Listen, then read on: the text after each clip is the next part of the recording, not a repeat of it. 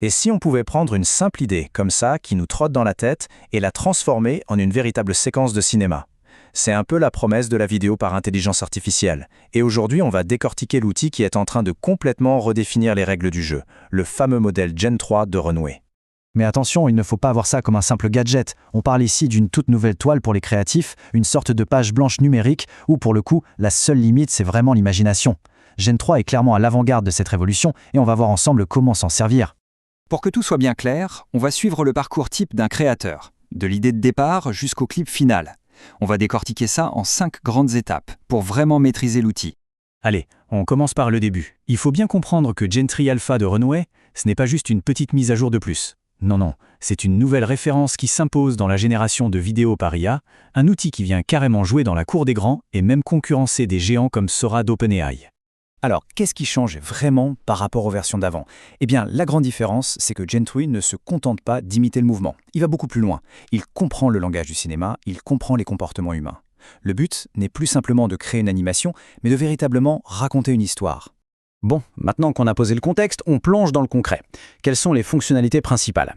C'est un peu comme si on ouvrait la boîte à outils du réalisateur du futur. Voyons un peu quels sont les pinceaux et les peintures que Gen 3 met à notre disposition. Ce qui est génial, c'est qu'on peut partir de presque n'importe quoi. D'une simple idée écrite, d'une image fixe qu'on a sous la main, ou même d'un bout de vidéo qui existe déjà. Gen 3 nous propose en fait 3 grandes portes d'entrée pour se lancer.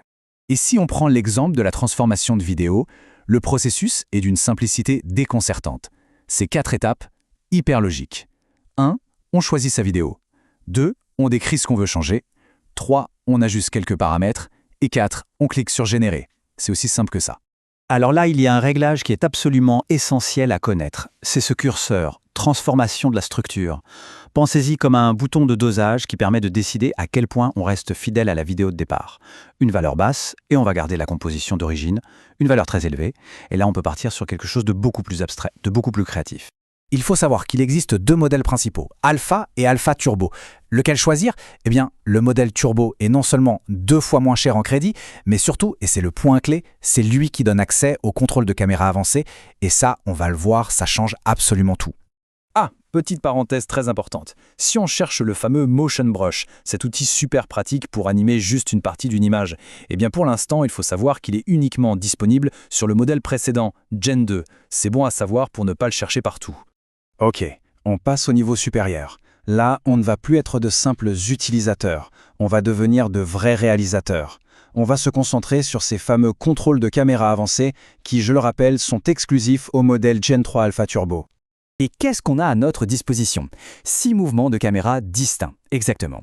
Ça nous donne la main pour créer des plans vraiment dynamiques, vraiment cinématiques, avec une précision qui commence à sérieusement se rapprocher de ce qu'on ferait sur un vrai tournage. En plus, le contrôle de tout ça est super intuitif. Chaque mouvement fonctionne sur une échelle de -10 à +10. C'est simple, une valeur positive, ça va dans un sens, une valeur négative, ça va dans l'autre. Et plus le chiffre est grand, plus le mouvement est rapide et prononcé. Franchement, c'est un jeu d'enfant. Bon, on a les outils, on a la caméra, maintenant il faut apprendre à parler à la machine. On aborde l'art du prompt. Et oui, c'est un véritable art. Il ne suffit pas de taper quelques mots, il faut vraiment apprendre le langage pour communiquer parfaitement sa vision à l'intelligence artificielle.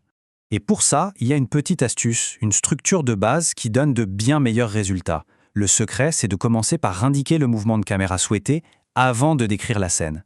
En faisant ça, on guide l'IA beaucoup plus efficacement et les résultats sont tout de suite bien plus cohérents.